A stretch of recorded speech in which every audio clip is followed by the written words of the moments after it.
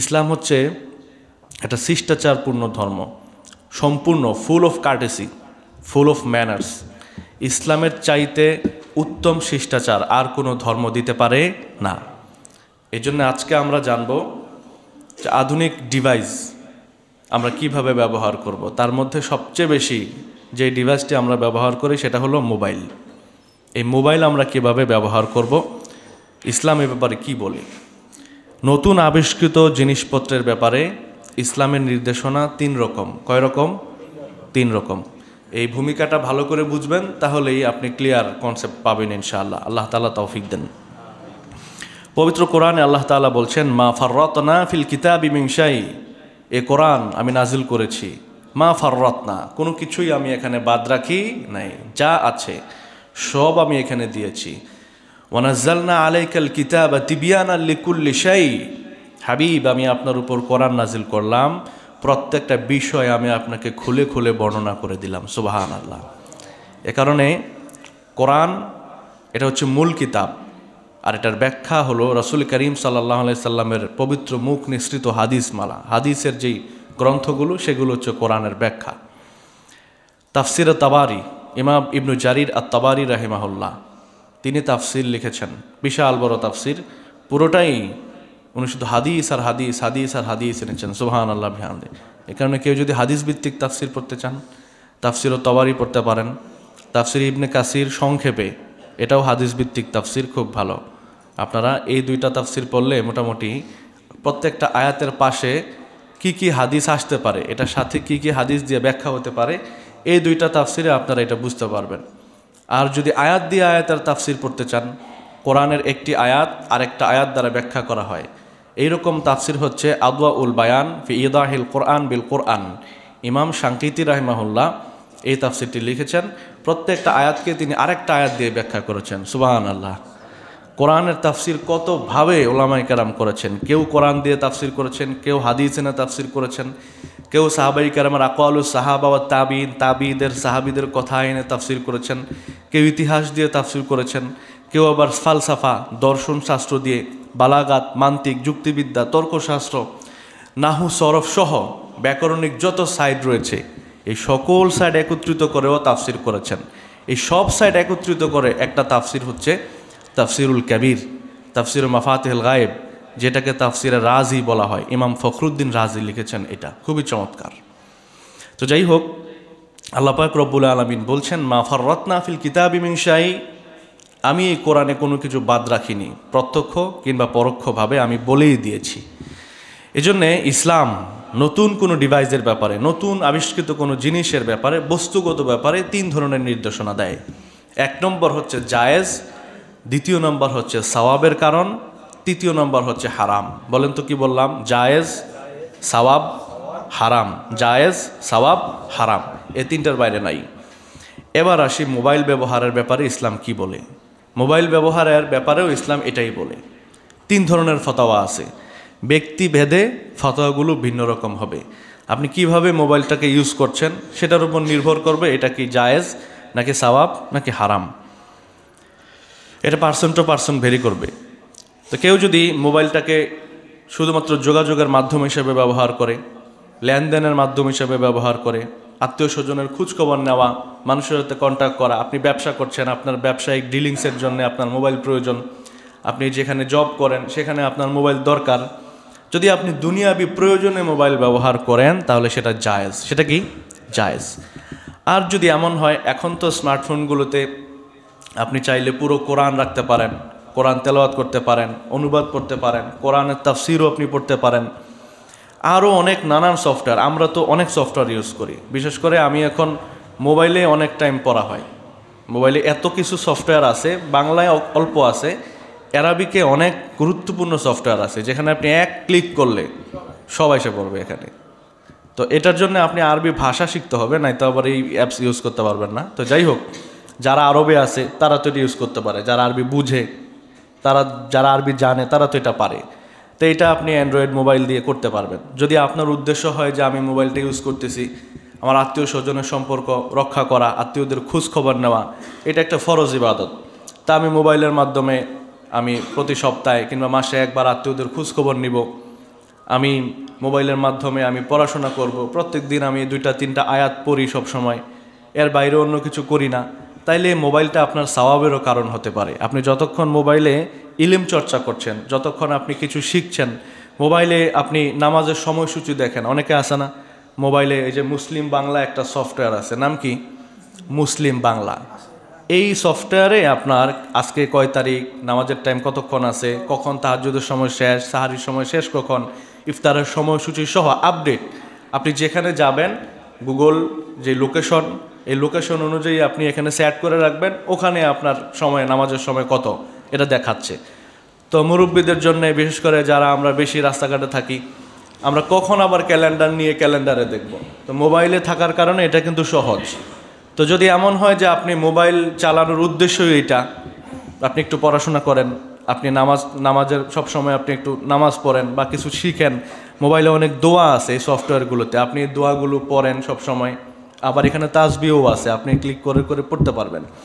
এখন কথা হলো আপনি কোন কাজে ইউজ করছেন সেটা, আপনি কি এটাকে সুন্দর মানে প্রপার ইউজ করতেছেন নাকি মিস ইউজ করতেছেন, অ্যাবিউজ করতেছেন, এটার উপরে হবে ফতোয়া। আপনি যদি ইসলামের জন্য মোবাইলকে ব্যবহার করেন, সেটা যতক্ষণ আপনি এখানে সময় দিলেন, প্রত্যেকটা সময়ের বিনিময়ে আল্লাহ আপনাকে সওয়াব দিবেন। আপনি যদি দুনিয়াবি উদ্দেশ্যে মোবাইল ব্যবহার করেন, সওয়াবও হবে না, গুনাহও হবে না, জায়েজ আছে। কি আছে? জায়েজ।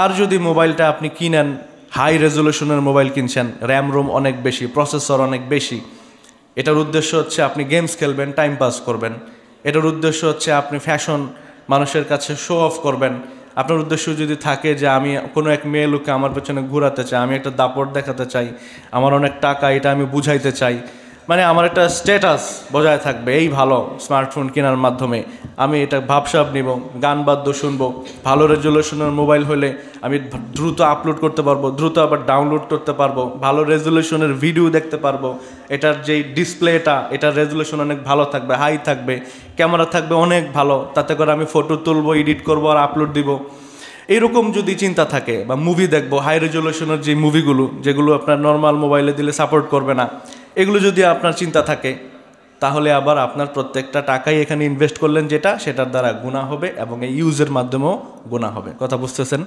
তাহলে ফতোয়া কয় রকম? 3 রকম, হয় জায়েজ, না হয় সওয়াব, না হয় কি হারাম। জায়েজ হবে দুনিয়াবি উদ্দেশ্যে ব্যবহার করলে, যেই টাকা কিনলেন সওয়াবও হবে না, গুনাহও হবে না, সমান। আর যদি আপনি ইসলামের জন্যে ভালো কিছুর নিয়তে মোবাইল কেনেন, এই ইনভেস্টটাও আপনার জন্য সওয়াব হবে এবং যেই সময়টা ব্যয় করলেন মোবাইলে ওইটাও সওয়াব হবে। আর যদি হারাম উদ্দেশ্যে মোবাইল কিনেন, আমি যে কথাগুলো বললাম এগুলোর উদ্দেশ্য যদি কেউ মোবাইল কিনে, এই টাকাটা ব্যয় করার গুনাহও হবে, প্লাস এখানে আপনি যে সময়টা দিলেন সেটার জন্য গুনাহ হবে। তাহলে পার্সন টু পার্সন ফতোয়া কি বিভিন্ন রকম, হয় জায়েজ, না হয় হারাম, না হয় সওয়াব। এখন আপনি আমি কোনটা করব? ইসলাম আমাকে কি বলে? ইসলাম বলে হারাম কোনো কিছুতেই জড়িত হওয়া যাবে না। আল্লাহ পাক রব্বুল আলামিন বলছেন, ওয়াদারু যাহিরাল ইসম ওয়া বাতিনাহু, তোমরা প্রকাশ্য এবং অপ্রকাশ্য গুনাহ থেকে বেঁচে থাকো। মোবাইলে প্রকাশ্যও গুনাহ হয়, আবার অপ্রকাশ্যও গুনাহ হয়, কি হয় না? মোবাইলের স্ক্রিনটা আমি যদি আমার মোবাইলটা এইভাবে ধরে রাখি, যদিও আমি মসজিদে আছি, যদিও আপনারা অনেক মানুষ আমার সামনে, আপনারা কি দেখবেন আমি এখানে কি দেখি? দেখবেন না। আবার এখন এটা ওই যে উপরে যে গ্লাসটা লাগায়, এটাকে কি বলে? Screen protector. এরকম একটা স্ক্রিন প্রোটেক্টর আছে যে আপনি পাশ থেকে দেখবেন না, একদম সরাসরি সোজা ধরলে আপনি দেখতে পাবেন, পাশ থেকে আরেকজনে এটা অন্ধকার দেখবে। দেখেন আপনারা এগুলো, এইরকম স্ক্রিন প্রোটেক্টর আছে। সাধারণত এই স্ক্রিন প্রোটেক্টরগুলো 100 টাকা 150 টাকা বিক্রি করে, আর যেটা পাশ থেকে দেখা যায় না এইটা 500-700 টাকা বিক্রি করে। অনেকের মোবাইল আমি দেখেছি ওইটা আছে। এটা কি জন্যে? এটার উদ্দেশ্য 2 রকম হইতে পারে। এক হচ্ছে আমার বিষয়গুলো আমি প্রাইভেট রাখলাম, কেউ আমার জিনিসগুলো না দেখুক, এটা আমি পছন্দ করলাম এক। দ্বিতীয়ত হইতে পারে যে আমি তো মাঝে মাঝেই উল্টাপাল্টা দেখি, এখন কেউ যেন না দেখে। কথা বুঝতেছেন? এখন আল্লাহ মালুম কার মনে কি। এটা বললাম, আগেই বলেছি যে মোবাইল যে যেভাবে ব্যবহার করে তার ক্ষেত্রে এইরকম হবে। এখন আমরা তো কারো মোবাইলে ঢুকে দেখি না যে কে কি করে, আমারটাও আপনারা দেখেন না, আপনাদেরটাও আমি দেখি না। দেখেন কে? আপনারটাও দেখে, আমারটাও দেখে। এজন্যে এই বিষয়ে আমাদের কিছু নির্দেশনা জানা দরকার। হালাল আর হারামের কথা তো বললামই। আরেকটা বিষয় হচ্ছে মোবাইল ব্যবহারের কিছু কার্টেসি আছে, কিছু ম্যানার্স আছে, কিছু সৌজন্যবোধ আছে, কিছু শিষ্টাচার আছে। এই শিষ্টাচারগুলো আমাকে জানতে হবে। যদি না জানি, মানুষের ব্যবহারেই কিন্তু তার আকল কেমন এটা তার পরিচয় না। কালামুর রাজুল মিজানু আকলি, একজন মানুষ যখন কথা বলা শুরু করে তখন তার ওজন কিন্তু মাপা যায় না? একটা মানুষ যখন চুপ থাকে তখন তাকে বোঝা যায় না লোকটা জ্ঞানী নাকি জ্ঞানী না, ভদ্র নাকি অভদ্র, বোঝা যায় না। যখন এসে কথা বলা শুরু করে তাকে আপনি মাপতে পারবেন। এটাই আরবের বড় বড় কবি সাহিত্যিকরা এটাই বলেছেন, মা ইন নাদিম তো আলা সুকুতি মাররাতান ওয়ালাকাদ নাদিম তো আলাল কালামি মিরারান। কথা বলার কারণে যে কতবার আমি অপমানিত হয়েছি, কিন্তু চুপ থেকে একবারও অপমানিত হই নাই। কথা বুঝতেছেন? এই জন্যে আমার এখানে কিছু ম্যানার্স আছে। তাহলে আবার বলি, মোবাইল ব্যবহারের ব্যাপারে ইসলামের নির্দেশনা কয় রকম? 3 রকম, জায়েজ, হারাম আর সওয়াব। এইটা আপনি যেভাবে ব্যবহার করবেন সেভাবে হবে। ছুরির মতো, ছুরিটা যদি আপনি ফল কাটার জন্য ব্যবহার করেন জায়েজ আছে, গরু কুরবানির জন্য যদি ব্যবহার করেন সওয়াব আছে কুরবানির সময়, আর যদি এটা দিয়ে কাউকে হত্যা করেন তাহলে গুনাহ আছে। ঠিক সেম এটা। এবার আসি মোবাইল ব্যবহারের কিছু শিষ্টাচার। 1 নম্বর হলো, মোবাইলটা আমি ব্যবহার করব একটা ভালো নিয়তে। আমরা কেউই যেন মোবাইলের উদ্দেশ্য এটা না হয় যে আমি গান বাদ্য শুনবো, আমি মুভি দেখব, আমি গেমস খেলবো, আমি বাজে কাজে মোবাইলটাকে ইউজ করব, আমি অন্য মেয়েদের সাথে, গায়রে মাহরাম মেয়েদের সাথে চ্যাটিং করব, ফোন করব, এগুলো যেন না হয়। ব্লক করবে, বিভিন্ন ধরনের আছে না, গ্রুপ কলে কথা বলে, আছে এরকম নানান কাজ। এই যে ধরনের গুনাহ হয় যে কাজগুলোতে, এগুলো আমি করব না, এই নিয়তটা পাকাপোক্ত করতে হবে। ঠিক আছে? 2 নম্বর, যখন আপনি ফোন করবেন কাউকে অথবা কেউ আপনাকে কল করবে, সেক্ষেত্রে আমরা মোবাইলটা রিসিভ করেই হ্যালো কে এটা বলি না? অথবা আমি যদি কল দেই, কল দিয়ে আগে বলে হ্যালো অমুক কে আসো, হ্যালো কেমন আছো দোস্ত। অনেকে আছে হ্যালো আসসালামু আলাইকুম, কি বলে? আগে হ্যালো পরে সালাম দেয়। রাসূল করিম সাল্লাল্লাহু আলাইহি সাল্লাম বলেছেন, আব্দুল্লাহ ইবনে ওমর রাদিয়াল্লাহু থেকে বর্ণিত হাদিস, মান বাদা আল কালামা ক্বাবলা সালাম ফালা তুজিবুহু। কেউ যদি কথা বলার আগে সালাম না দেয়, সালাম ছাড়া কথা বলা শুরু করে, তার কথার জবাব দিও না। কথা বুঝছেন? রাসূল সাল্লাল্লাহু বলছেন জবাব দিও না। তা কেউ যদি সালাম ছাড়া আপনাকে জিজ্ঞাসা কিরে কেমন আছোস, আপনি যদি না কথা বলেন গুনাহ হবে? রাসূল সাল্লাল্লাহু আলাইহি ওয়াসাল্লাম বলছেন জবাব দিও না।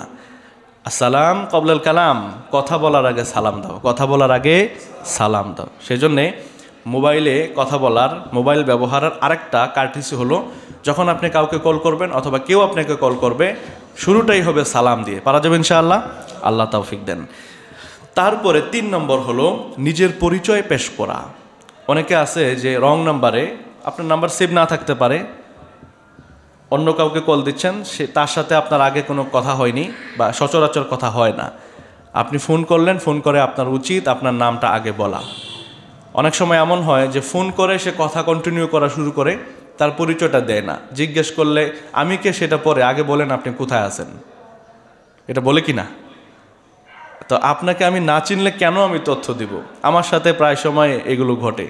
ফোন করে, হুজুর আপনি কোথায় আছেন, এখন কি আপনি কুমিল্লা আছেন নাকি ঢাকা আছেন, ভাই আপনি কে, আমার পরিচয়টা পরে দিচ্ছি, হুজুর আপনার ছেলে মেয়ে কয়টা।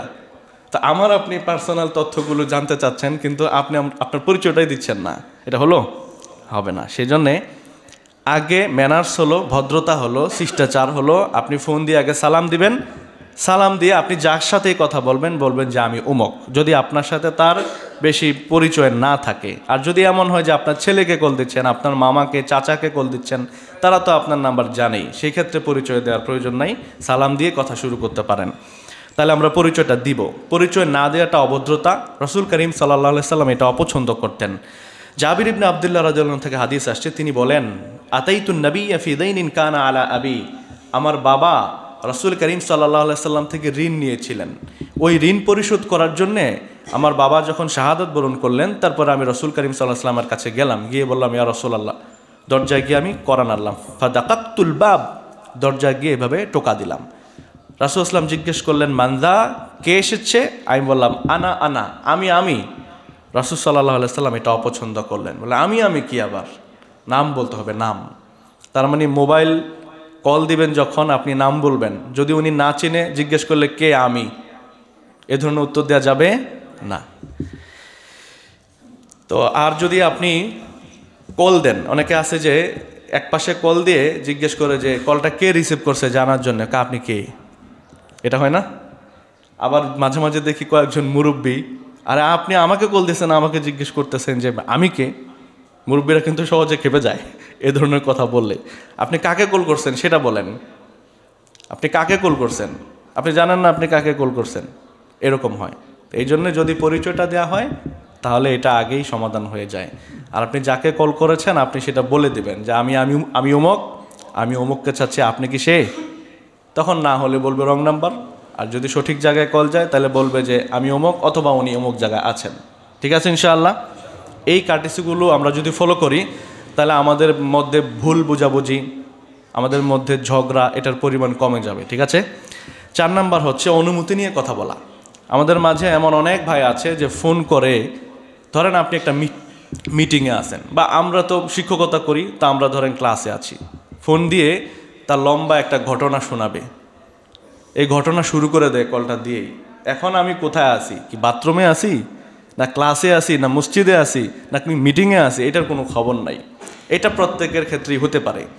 এই জন্য যদি আপনি লম্বা কোনো টাইম, 1 মিনিটের বেশি সময় কথা বলতে হবে, সেই ক্ষেত্রে আপনার বলা উচিত বা আমার বলা উচিত যে ভাই আমি একটু আপনার সাথে কথা বলতে চাচ্ছি, আপনার কি এখন সময় হবে? যদি হয় তাহলে বলি, আর যদি না হয় তাহলে কখন কল দিতে পারি, এটা জেনে নেওয়া, এটাই ভদ্রতা। ঠিক আছে ইনশাআল্লাহ। এরপরে হলো অপ্রয়োজনীয় কথা বাদ দেয়া। যদি অপর পাশ থেকে উনি বলে যে হ্যাঁ আমার সময় আছে, আমি ফ্রি আছি, আপনি বলেন, ফ্রি যেহেতু আছেন এখন আপনি দাদার দিনের গল্প শুরু করলেন, হবে না। তো অনর্থক কথা আপনাকে অ্যাভয়েড করতে হবে। রাসূল সাল্লাল্লাহু আলাইহি সাল্লাম বলেছেন মিন হুসনি ইসলামিল মারই তারকুহু মা লা ইয়ানি। মুসলমানদের জন্য, ইসলামে যারা দাখিল হয়েছে তাদের জন্য সৌন্দর্য হচ্ছে সেটা, যেটা দরকার নাই সেটা বাদ দেয়া, যেটা দরকার নাই, অনর্থক।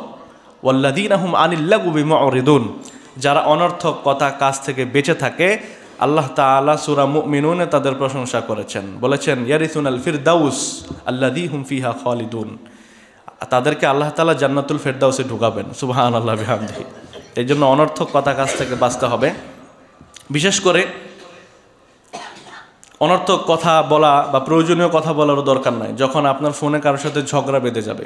এমন সময় হয় কি না যে কারোর সাথে আপনি কথা বলতে বলতে বলতে বলতে এক্সট্রিম মুডে চলে গেছেন, তারপরে সেও রেগে গেল আর এই পাশ থেকে সেও রেগে গেল, দুই পাশ থেকে যখন দুইজন রাগান্বিত হয়ে গেল, তখন উচিত হচ্ছে একটা সুন্দর কথা বলে বা সালাম দিয়ে কেটে দেওয়া।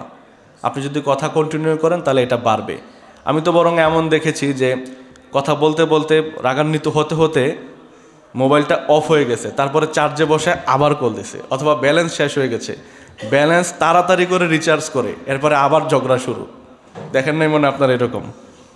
এটা আমাদের লাইফে আমরা দেখেছি যে এইরকমও মানুষ আছে যে ঝগড়াটা মন মতো করতে পারে নাই, জালটা এখনো রয়ে গেছে, এই জন্য আবার কল দিয়ে সে তার ঝাল মেটাবে। বরং হচ্ছে রাসূল সাল্লাল্লাহু আলাইহি ওয়াসাল্লাম বলছেন যখন কেউ রাগান্বিত হয়ে যায় সে যেন দাঁড়ানো থাকলে বসে পড়ে, সে যেন অজু করে, না হলে যেন গোসল করে, তারপরে তার রাগ চলে যাবে ইনশাআল্লাহ। শুয়ে পড়লে রাগ চলে যায়। আর আমাদের অবস্থা হচ্ছে এমন, রাগ যদি শুয়ে শুয়ে ওঠে তারপর উঠে বসে, না হইলে এরপরে দাঁড়ায় যায়, তাহলে রাগ কমলো না বাড়লো। এই জন্য এগুলো করা যাবে না। ইসলাম যেভাবে নির্দেশনা দিয়েছে সেভাবে করলে কল্যাণ। আল্লাহ তৌফিক দেন, পড়ি আমিন। এরপরে হলো কথা বলার সময় এমন কিছু না বলা যেটা গুনাহ হবে। গুনাহ হয় এমন কথা এমনিও বলা নিষেধ, ফোনেও বলা নিষেধ। কারণ হলো মা ইয়ালফিযু মিন কাউলিন ইল্লা লাদাইহি রাকিবুন আতিদ। আল্লাহ তাআলা বলেন, গোলাম তোমার পাশে আমি একজন কড়া পর্যবেক্ষক রেখেছি যে তোমার কথাগুলো নোট করে রাখে। এজন্য আমাদের উচিত অনলাইন কিংবা অফলাইন, মোবাইলে কিংবা যে কোনো সময় আমাদের কথাগুলো মেপে মেপে বলা। তারপরেও আপনি যতই মাপজোপ দিয়ে কথা বলেন তারপরেও ভুল হয়ে যাবে। তো মাপজোপ দিয়ে যদি ভুল হয় তা মাপজোপ না থাকলে কেমন ভুল হবে? এজন্য আমাদের উচিত একটু হিসাব রাখা। আমার হিসাব যদি আমি রাখি তাহলেও আমার ভুল হবে, কিন্তু পরিমাণটা কম হবে। আর যদি হিসাব না করি, বেহিসাব কথা বলি, তাহলে তো ভুলের পরে ভুল হতেই থাকবে। এজন্য আমাদের উচিত কথা বলার সময় খেয়াল রাখা যে আমি অপ্রয়োজনীয় কথা বলতেছি কিনা, অপ্রাসঙ্গিক কথা বলতেছি কিনা, অন্যের দুশ্চর্চা করতেছি কিনা, কারো গীবত হয়ে গেল কিনা, এ ধরনের কথাগুলো খেয়াল করা দরকার। আল্লাহ তৌফিক দান করেন, বলি আমিন। আর যদি কখনো কারোর সাথে মেজাজ খারাপ হয়ে যায় ফোনে, অবশ্যই আপনি কথা আর কন্টিনিউ করবেন না, রেখে দিবেন, এটাই কল্যাণ। তারপরে হলো সাধারণ কোনো প্রয়োজনে 2টার বেশি কল না দেয়া, এটাই ম্যানার্স। আপনি কাউকে কল দিলেন, একটা হতে পারে সামনে ছিল ধরতে পারেনি, আপনি আরেকটা কল দিতে পারেন। যদি 2টা কল দেওয়ার পরেও দেখলেন যে রিসিভ করতে পারেনি, তাহলে বোঝা যাবে যে উনি কাছে নাই, অথবা ব্যস্ত আছে, অথবা যে কোনো একটা সমস্যা আছে। আপনি এখন আর কল করবেন না, আপনি 10 মিনিট 15 মিনিট বা আধা ঘন্টা পরে আবার আরেকবার ট্রাই করতে পারেন। কিন্তু অনেক সময় এমন হয় যে কল দিচ্ছে তো দিচ্ছেই, 10টা 12টা 15টা কল দিচ্ছেই। তো এইটা কি আসলে সুস্থ মস্তিষ্কের পরিচয় দিচ্ছে? এটা দিয়ে কি বোঝা যাচ্ছে যে উনি বুঝে না, আকল নাই, এই জন্য ঘন ঘন কল দিচ্ছে। তো এটা আমরা করব না কারোর সাথে, আল্লাহ তাআলা তৌফিক দেন। রিংটোন হিসাবে মোবাইলে বিভিন্ন ধরনের বাদ্যযন্ত্র দিয়ে রিমিক্স মিউজিক এগুলো থাকে, এগুলো মোবাইলে অটো সেট করা থাকে। আমাদের উচিত এগুলো অ্যাভয়েড করা। রাসূল করিম সাল্লাল্লাহু আলাইহি সাল্লাম বলেছেন যে শেষ জমানায় এমন একটা জমানা আসবে যখন মানুষ বাদ্যযন্ত্রকে হালাল মনে করবে। তা আমাদের জমানা এমন হয়ে গিয়েছে, আমরা কিছু কিছু গুনাহ করি, এটাকে আমরা কিছুই মনেই করি না। যেমন যারা টাকনুর নিচে কাপড় পরে হারাম, কিন্তু তারা কিছু এটা মনেই করে না। যারা বেপরদা করে তারা এটা মনেই করে না, মনে করে আমি তো নামাজ পড়তেছি, আমি তো দান সাদাকা করতেছি, আমি তো রমজান মাসে রোজা রাখতেছি, আর আমি তো তার দিকে খারাপ নিয়তে তাকাই না, আমার তো নজর ঠিক আছে, তো বেগানা নারীর দিকে তাকাইলে কি হয়েছে। এটা আমাদের প্র্যাকটিসে এসে গেছে, অভ্যাস হয়ে গেছে, আমরা ইউজ টু এটাতে, এটা কোনো ব্যাপারই না। তো এই যে ব্যাপারই না বলে আমরা যে কত কবিরা গুনায় জড়িত আছি, আর এগুলো যে আমাদের জন্য কি কাল হয়ে যাবে। গুনাহকে গুনাহ মনে না করা কুফরি। গুনাহকে যদি গুনাহ মনে করেন আর গুনাহ হয়ে যায়, তাহলে এটা হচ্ছে কবিরা গুনাহ। আর যদি গুনাহকে আপনি অ্যাভয়েড করেন, যে গুনাহ কোনো ব্যাপারই না, এটা কিছুই না, এটাকে আপনি মানে গায়ে নিচ্ছেন না, তাহলে এটা কুফরি হয়ে যাবে। কি হয়ে যাবে? কুফরি। আল্লাহ আমাদেরকে হেফাজত করুন। এই জন্য রিংটোন হিসাবে আপনি কোনো নাশিদ দিতে পারেন, নাশিদে যেন আবার আল্লাহ বা রসুল সাল্লাল্লাহু আলাইহি ওয়াসাল্লামের নাম না থাকে। দেশাত্মবোধক হইতে পারে, বা ধরেন এমনিতেই কোনো ভালো কথা, এরকম এক নাশিদ আছে না, কত ধরনের ভালো ভালো কথা আছে এটার মধ্যে, না তো না হাম তো না, এরকম একটা রিংটোন দিতে পারেন। তাহলে কি হবে, আপনি যদি টয়লেটেও থাকেন, বেজে উঠলে কোনো সমস্যা হলো না, আবার রিংটোনে আপনার মিউজিকও ইউজ হলো না, তাতে করে এটা ভালো হয়। তো এইরকম দিতে পারেন।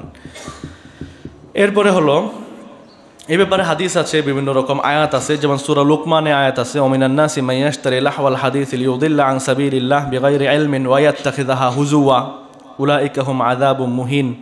এই আয়াতটা বাদ্যযন্ত্রের ব্যাপারে, এবং এই আয়াতের ব্যাখ্যায় তাফসির ইবনে কাসিরে লাহওয়াল হাদিসে এসছে ইস্তেমাউল মাজামির ওয়াল গিনা, গান শোনা অথবা মিউজিক শোনা। গত কয়েক জমা আগে বলেছিলাম যে বিয়ে বাড়িতে মুসলমানের অনুষ্ঠানে সাউন্ড বক্স এনে কিছু মিউজিক বাজায় ছেলেরা, যেটার কোনো অর্থ নাই, এখানে কোনো গান নাই, কিচ্ছু নাই, খালি ধূপধাপ ধূপধাপ আওয়াজ হয় আর ওরা নাচে। শুনছেন আপনারা এগুলো? তো এগুলো কোনো অর্থ, পাগলামি, এগুলো একদম পাগলামি। আর পাগলামির মাধ্যমে কবিরা গুনাহ হচ্ছে। আর যদি এটাকে আপনি হালাল মনে করে ফেলেন যে এটা ব্যাপার না, এটা চলছে, কোনো ব্যাপার না, তাহলে এটা কুফরি হয়ে যাবে। এই অবস্থায় মারা গেলে ঈমান হারা হয়ে মরতে হবে, মনে রাখবেন। এই জন্য সাবধান। অনেক বাবারা আছে নিজেরা মুত্তাকি, নিজেরা খুব আমল করে, যখনই বাদ্যটা বাজায় ওনাকে যখন বলে যে চাচা কি হচ্ছে আপনার বাড়িতে, ও পোলাপাইনে করে, পোলাপাইনে উনি কন্ট্রোল করতে পারে না। তা আপনি মরার পরে আল্লাহর কাছে বললেন পোলাপাইনে করে, আল্লাহর কাছে দাঁড়াইয়া হিসাব দেওয়ার মতো হিম্মত থাকলে করেন এগুলো। আর যদি এমন হয় যে না আল্লাহর কাছে দাঁড়ায় থাকতে পারবো না, তাহলে বাধা দেন, আপনার চেষ্টা আপনি করেন, আপনি এই বিয়েতে থাকেন না, চলে যান, আপনি এখানে বসে আছেন কেন? আপনাদের এই এলাকায় হয়? যদি এলাকায় হয়, আমি বলে গেলাম, আমার কথা হচ্ছে বলা, এখানে মাথায় বাড়ি মারা আমার কাজ না। আমি বলে গেলাম, আপনারা এখানে যারা দায়িত্বশীল আছেন মনে রাখবেন, প্রত্যেককে আল্লাহ দাঁড় করাবেন হাসরের দিন। এখানে এসে সেজদা দিলেই কাজ হবে না, দায়িত্ব শেষ না।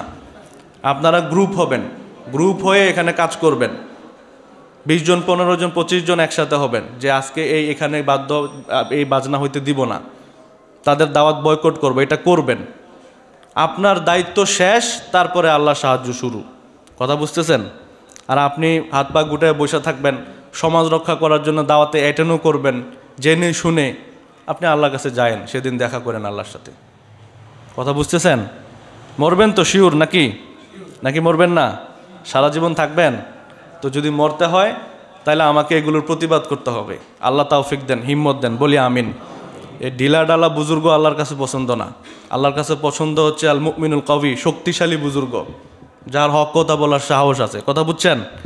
এটা যদি আপনার ভিতরে প্যারা না দেয়, আর আপনি যদি এটার বিষয়ে গর্জে উঠতে না পারেন, তাহলে কি ইমান ভিতরে নিয়ে ঘুরেন? এটা আলটু ইমান দিয়ে তো জান্নাতে যেতে পারবেন না। ইমান শক্ত করতে হবে, কথা স্পিডে বের হবে, হকের পক্ষে বলতেছেন আপনি, আপনার সাথে আল্লাহ আছে। ইদা কান আল্লাহু মাআকা ফামান আলাইকা, যদি আল্লাহ আপনার সাথে থাকে তা আপনার বিরুদ্ধে দাঁড়ায় টিকবে কে? ওয়াইদা কান আল্লাহু আলাইকা ফামান মাআকা, যদি আল্লাহ নিজেই আপনার বিরুদ্ধে দাঁড়ান তাহলে আপনার পক্ষে এসে কে কি করতে পারবে? সুতরাং এটা খেয়াল করবেন।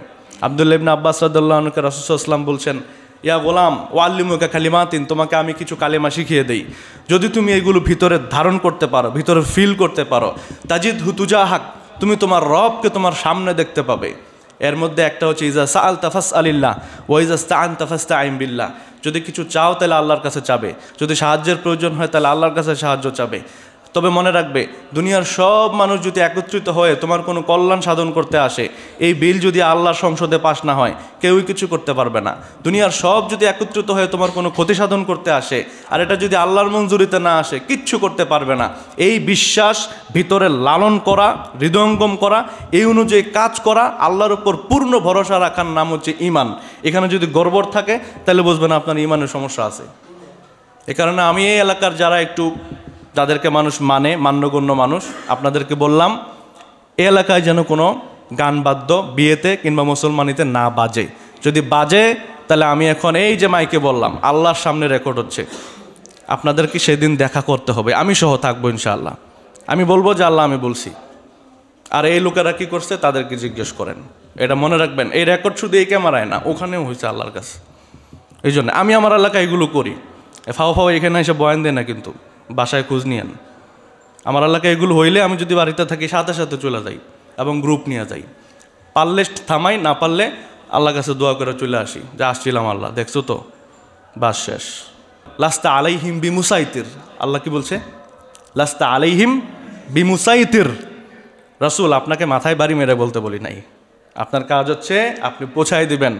রাসূল ইসলাম বলতেন ওমা আলাইনা ইল্লাল বালাগ, আমার কাজ হচ্ছে পৌঁছায়া দেওয়া পর্যন্ত, তোমাদেরটা তোমাদের। তা আপনি বিয়েতে আল্লাহর অবাধ্যতা করবেন, আপনাকে পৌঁছানোর পরে আপনি উদ্ধত প্রদর্শন করবেন, অহংকার বশত ক্ষমতার দাপট দেখাবেন, এরপরে আল্লাহ আপনাকে ছেড়ে দিবে? কি মনে করেন আল্লাহর শক্তিকে?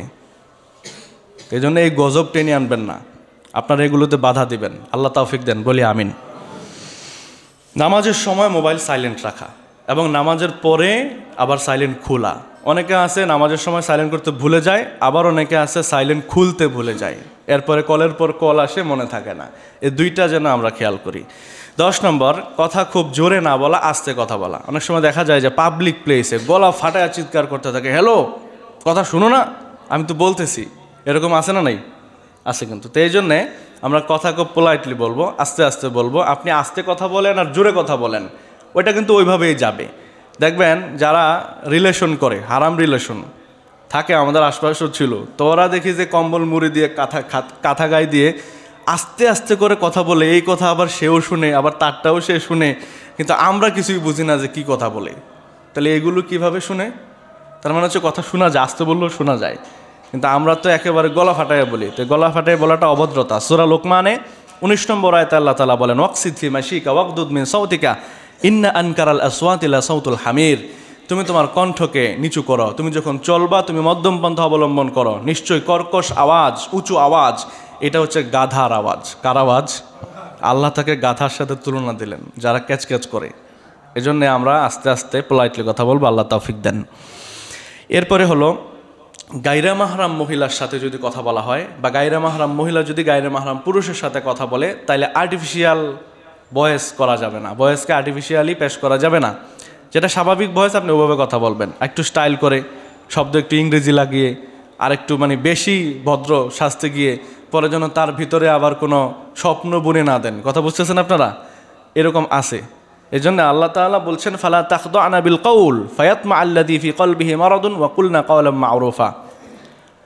আল্লাহ তাআলা বলছেন যে হে নবীর স্ত্রীগণ, কাদেরকে বলছেন? নবীর স্ত্রীরা। ভালো না মন্দ? অবশ্যই ভালো। জমানার সবচেয়ে শ্রেষ্ঠ রমণী হচ্ছেন ওনারা, সবচেয়ে মুত্তাকি হচ্ছেন ওনারা। ওনাদের কি আল্লাহ তাআলা বলছেন, হে নবীর স্ত্রীগণ, তোমরা যখন কথা বলবে তোমরা কথার ভিতরে কৃত্রিমতা আনবে না, খুব সফট করে পরপুরুষদের সাথে কথা বলবে না। যদি বলো ফায়াতমা আল্লাযী ফি কলবিহি মারাদুন, কিছু কিছু পুরুষের অন্তরে রোগ আছে, যাদের অন্তরে রোগ আছে তারা তোমার জালে ফেসে যাবে, তারা তোমাদেরকে ডিস্টার্ব করবে, তারা ইপটিজিং করবে, তোমাকে বারবার নক দিবে, তোমার সাথে আবার কথা বলার ইচ্ছা করবে, চেষ্টা করবে তারা। এই জন্যে এটা করা যাবে না। তবে কর্কশ যেন না হয়, এমন কর্কশ যেন না হয় যে ওই লোক কষ্টই পেয়ে গেল, বুঝেন নাই? এই জন্য বলছি কুলনা কাওলাম মারুফা, ভালো কথা বলবে তবে আর্টিফিশিয়াল ভয়েসে না। আল্লাহ তাআলা বুঝার তৌফিক দেন, বলি আমিন। এরপরে ব্যক্তির মর্যাদা অনুযায়ী কথা বলা, আপনি কার সাথে কথা বলতেছেন সেটা আপনাকে জানতে হবে। আপনি ফোন একটা দিলেন দিয়ে যা তা বলতে থাকলেন, হবে না। এই জন্যে আংজিলিন নাস কাদরা মানাজিলিহিম, ব্যক্তিকে তার সম্মান দিয়ে তার সম্মান অনুযায়ী তারপরে কথা বলতে হবে। অন্য মানুষের সামনে লোক থাকলে যদি এমন হয় সে পার্সোনাল কথা বলতেছে, আপনার কথা শুনেও কিন্তু বুঝতে পারে যে ওই প্রান্ত থেকে কি বলতেছে, এখান থেকে একটু সরে যেতে হবে, অথবা বলতে হবে ভাই আমি একটু পরে কথা বলি, আমি পাবলিক প্লেসে আছি। অনেকে তো করে কি কথা বলতেছে একটু মজা নেওয়ার জন্য লাউড দিয়া দেয়, ওই লোক কিন্তু জানে না এই পাশে যে লাউড দেওয়া হয়েছে আর এখানে মজমার ভিতরে তার কথা শুনাইতেছে, এমন হয় কি হয় না? এটা করা যাবে না। এটা ওই লোকের প্রাইভেসি আপনি নষ্ট করলেন, খেয়ানত করলেন, এই জন্য কবিরা গুনাহ হবে। তার বিনা অনুমতিতে কল রেকর্ড করা যাবে না। অনেকে আছে call record, auto call record চালু করে রাখে আর সব কথা রেকর্ড হইতে থাকে, যখন দরকার লাগবে তখন তাকে ব্ল্যাকমেল করতে পারবে। এই জন্যে আবার ভয়েস করছে আপনাকে, হোয়াটসঅ্যাপে কিংবা ইমোতে ভয়েস পাঠাইছে, এই ভয়েস তার অনুমতি ছাড়া অন্যকে আপনি ফরওয়ার্ড করতে পারবেন না, ঠিক আছে? তাহলে কয়টা বললাম? মানুষের সামনে লাউড দিতে পারবেন না, বিনা অনুমতিতে কল রেকর্ড করতে পারবেন না, আবার চাইলে তার একটা ভয়েস রেকর্ড আপনি ফরওয়ার্ড করে দিতে পারবেন না। অনুমতি ব্যতীত ছবি তুলে ফেললেন কারো আপনার মোবাইল দিয়ে, সে টেরও পায় নাই, এমন একটা অবস্থার ছবি তুললেন, তার বার্থডে আসলো, তারপরে ফেসবুকে দিলেন পোস্ট করে, আমার এই দোস্ত। এই বাইরে এটা করো না তোমরা, এটা কিন্তু অনেকে করে, অনেকের ইজ্জত নষ্ট করে ফেলে এইভাবে। খালি গায়ে বসে আছে, থালার মধ্যে প্লেটে নিয়ে ভাত খাইতেছে রোদে বসে বসে, তার এক গ্রামে বা ছাদের উপর এটা করতেছে, ভাল লাগতেছে, এই সময় একটা ছবি তুলছে আর বার্থডেতে ফেসবুকে এটাই পোস্ট করে দিল, আমার অমুক দোস্ত খালি গায়ে। এই যে আপনি এটা করলেন, তার যে একটা সম্মান, তার যে একটা ইজ্জত আপনি নষ্ট করে দিলেন। আপনি মনে করতেছেন মজা করলাম, কিন্তু সে কিন্তু কষ্ট পাইছে ঠিক। আর এটা কবিরা গুনাহ। এটা কি কবিরা গুনাহ? সে যদি মাফ না করে আপনি কিন্তু সেদিন হাসরের দিন ধরা খাবেন। আবার এগুলো মেনশনও করে, ট্যাগ করে, এই ফটোটাকে 40-50 জন ফ্রেন্ড আছে এদেরকে ট্যাগ করে দেয়। আবার দেখা গেল যে এই এখানে কমেন্ট বক্সে এসে আরেকজনকে মেনশন করে দেয়। এগুলো করলে গুনাহ হবে ভাই, গুনাহ হবে। পার্সোনাল ইনফরমেশন কারো মোবাইলে আপনি চেক করবেন না, কারো গ্যালারি চেক করবেন না, গ্যালারিতে কি আছে। যদি বিবাহিত হয় তার ওয়াইফের ছবি থাকতে পারে, যদি অবিবাহিত হয় তাহলে তার নিজের কিছু ফটো বা নিজের কিছু ইনফরমেশন থাকতে পারে। এগুলো আপনি কেন ঘাটাঘাটি করবেন? কারো ব্যক্তিগত বিষয় অনুমতি ছাড়া ঘাটাঘাটি করা হারাম। এটা কি হারাম, এটা করা যাবে না। আল্লাহ তাআলা আমাদেরকে তৌফিক দেন, বলি আমিন। তারপর আরও কিছু আছে, শর্ট করে ফেলতেছি আমি। তারপর হলো ওয়াইফাই পাসওয়ার্ড। ওয়াইফাই চালায় না? এখন তো বেশিরভাগ মানুষেরই ওয়াইফাই আছে, প্রথম প্রথম কম ছিল, তো ওয়াইফাই পাসওয়ার্ড হ্যাক করতো, এখন করে কিনা জানি না, আগে খুব হ্যাকিং হতো, এখনও হয় মনে হয় ওয়াইফাই পাসওয়ার্ড হ্যাক করে। তা আপনি আরেকজনের ওয়াইফাই পাসওয়ার্ড হ্যাক করে আপনি চালাচ্ছেন, আবার বলে যে আমি হ্যাক করে ফেলছি, মানে উনি বড় একজন হ্যাকার, আইটিতে খুব বিশেষজ্ঞ, এটা বুঝায় যে আমি পাসওয়ার্ড হ্যাক করে চালাইতেছি, আমি নিজেরটা চালাই না। আবার এটা নিয়ে ক্রেডিটও লয়, চোরের আবার ক্রেডিট। চিন্তা করছেন, 500 টাকার একটা জিনিস মাসে বিল আসে, এখান থেকে সে চুরি করে আবার ক্রেডিট লয়। তো এগুলো করা যাবে না, এটা হারাম, হারামি, হারামে কোনো আরাম নাই, মনে রাখবেন। পরে আপনার অনুশোচনা আসবে, পরে খারাপ লাগবে, পরে ওই লোকের কই পাবেন, এই লোক তো এখানে ভাড়াটিয়া ছিল চলে গেছে। এই জন্য এগুলো করা যাবে না। মোবাইলে গুনাহ না করা, নাটক না দেখা, মুভি না দেখা, অযথা গেমস খেলে সময় নষ্ট না করা, এফবিতে গিবত চর্চা করা, ফেসবুকে যেই পরিমাণ গিবতের জ্বালায় ফেসবুকে ঢোকা যায় না, এই হচ্ছে সমস্যা। ঢুকবেন তো দেখবেন অমুকের দুষ্ট অমুকে পোস্ট করে রাখছে, ট্রল করতেছে, মিম বানাইতেছে, এইগুলোই চলে ফেসবুকে, নষ্ট হয়ে গেছে একেবারে। কমেন্টগুলো দেখবেন বাজে বাজে কমেন্ট লিখে, মানুষের মানে বিবেক, মানুষের রুচি বুঝে কত নিচে নেমে গেছে, এটা আপনি ফেসবুকে কমেন্ট পড়লেই বোঝা যায় কী যে অবস্থা। এই জন্য এগুলো থেকে আমাদেরকে বের হয়ে আসতে হবে। ফ্যামিলি পোস্ট করে অনেকে, নিজের ওয়াইফের ছবি তুলে ফেসবুকে দেয়, 1 বছর পূর্তি হলো, অ্যানিভার্সারি, হ্যাপি অ্যানিভার্সারি লেখা ওয়াইফের ছবি দেয়, বেলা যা, লজ্জা নাই। ওয়াইফকে ফেসবুকে পাবলিকলি করে দিল, তোমার পার্সোনাল, তুমি এটাকে পাবলিক করলা কেন? আজকে এটা করলাম, কালকে ওইটা করলাম, আমি বন্ধুরা আমি এখন এখানে, আমি এখন ওখানে। হুজুররাও দেখি এই মামলায় ফাইসা গেছে গা। আজকে মাহফিল আমার অমুক জায়গায়, ফেসবুকে পোস্টারটা আর গাড়ি, যেই গাড়িতে যাবে গাড়ির ছবির, গাড়ির সামনে দাঁড়ায় একটা ছবি তুলে পোস্ট করে। মাহফিলের ঢুইকা আপনাদের দোয়ায় সময় মতো পৌঁছতে পারলাম, একটা পোস্ট। মাহফিল শেষ করে বাসায় গিয়ে ওখানকার আয়োজন খুব ভালো ছিল, আরেকটা পোস্ট। এগুলো কি এগুলো? পার্সোনালিটি, ব্যক্তিত্ব বলতে কিছু আছে? আর এটার উদ্দেশ্য কি? এখানে কি কোনো লেসন আছে আমার অডিয়েন্সদের জন্যে? এটার মধ্যে একটা মেসেজ আছে, সেটা হলো আমি মাহফিল টাফিল করি, আমাকে একটু দাওয়াতটাও দিয়েন। কথা বুঝছেন? একটা সোজাসুজি বলে দিলাম। এগুলোর উদ্দেশ্য যদি দুনিয়া হয় তাহলে এই ওয়াজে কি হবে? কিচ্ছু হবে না। তো এগুলো থেকে আমাদেরকে বের হয়ে আসতে হবে। অবাধে স্ক্রোলিং করা, আমি ফেসবুকে ঢুকলাম তো টানতেছি, উল্টাপাল্টা আসে না? আসে? ইউটিউবে যদি আপনি স্ক্রোলিং করেন উল্টাপাল্টা সামনে আসবে না? তো স্ক্রোলিং করা দরকার কি আমার? আমার যেটা দরকার আমি সার্চ করে সেটাই দেখি, শুধু দেখে বের হয়ে যাই। পারা যাবে ইনশাআল্লাহ? আল্লাহ তাওফিক দেন, বলি আমিন।